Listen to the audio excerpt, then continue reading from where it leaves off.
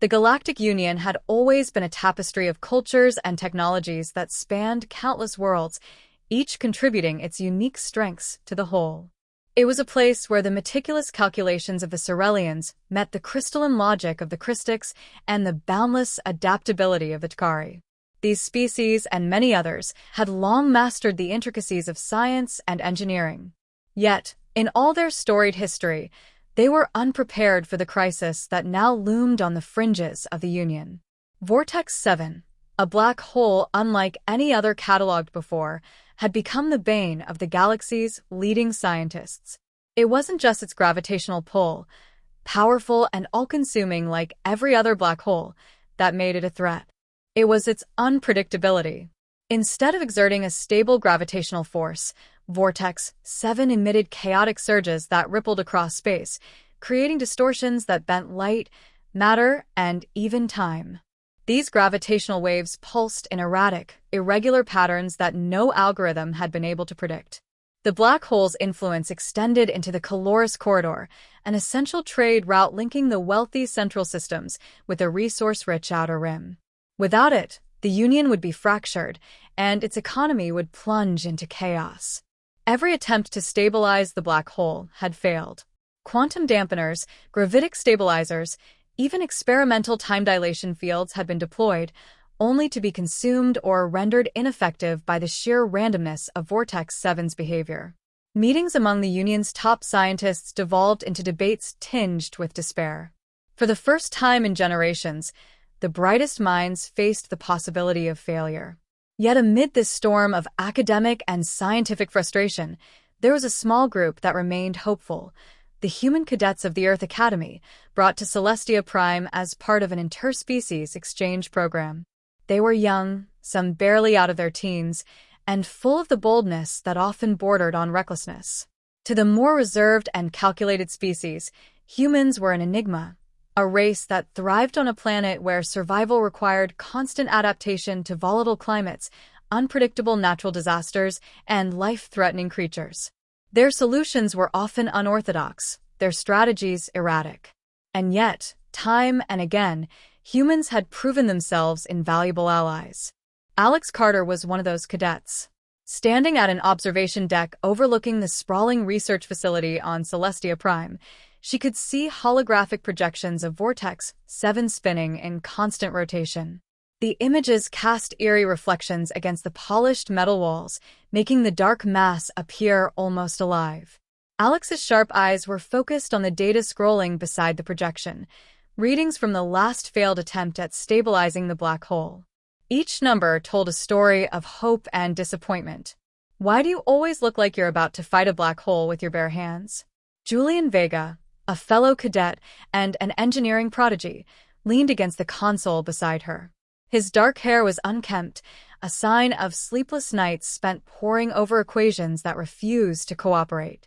Because it feels like that's the only thing we haven't tried yet, Alex replied, a wry smile flickering across her face. She pushed a strand of auburn hair behind her ear and sighed. Every plan we've seen so far relies on overpowering or containing Vortex 7. But you can't tame chaos with more control. It fights back.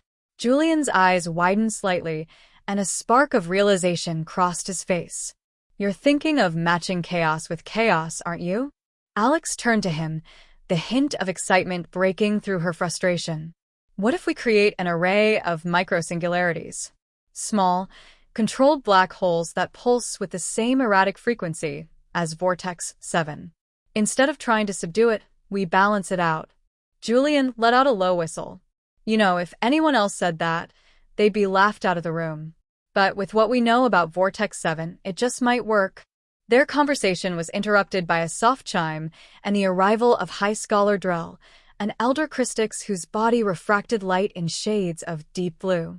The scholar's form shifted slightly as they approached, their crystalline structure catching the ambient light.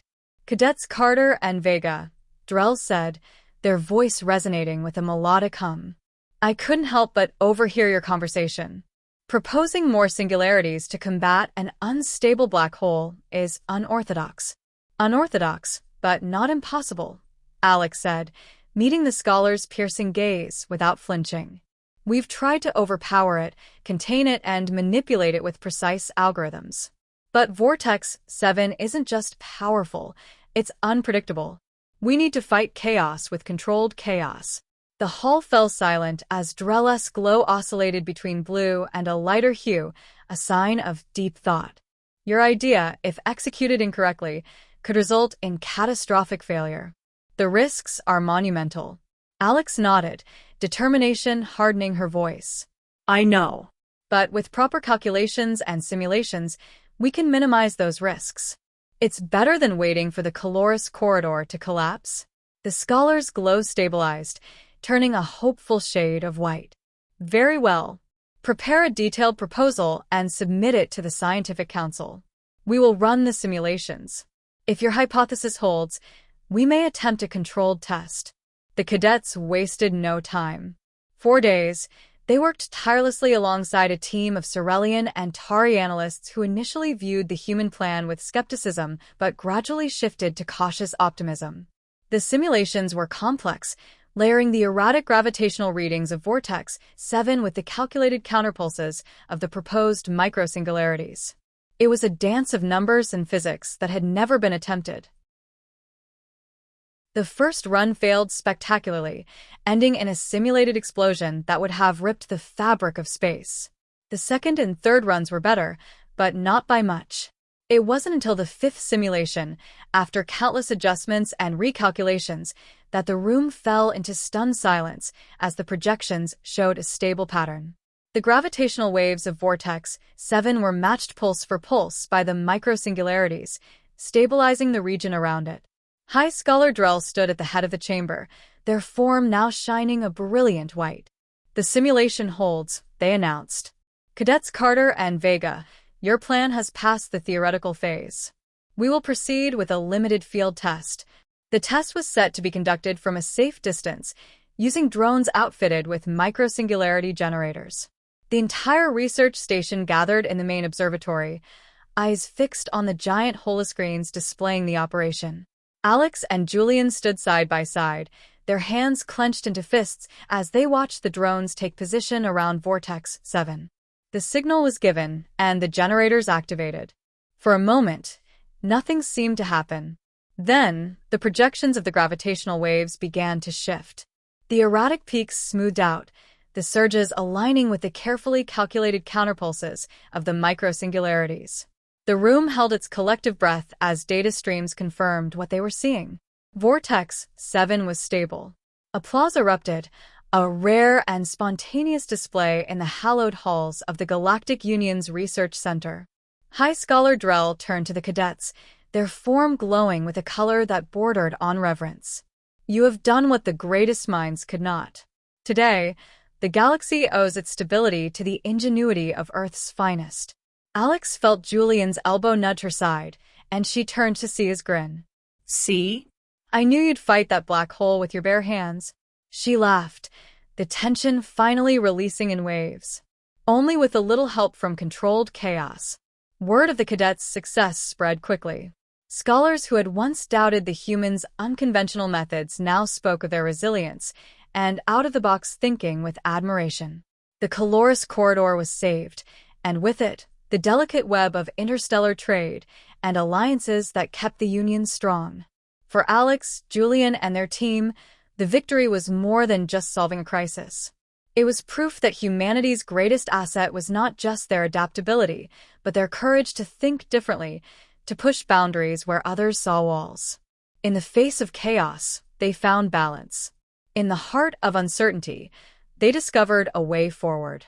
As they stood on the deck of Celestia Prime, watching the stars flicker with newfound calm, Alex allowed herself a moment to reflect. The galaxy was vast and filled with mysteries that even the most advanced civilizations couldn't always solve. But if this mission had taught her anything, it was that there would always be a place for those who dared to look at the impossible and ask, why not?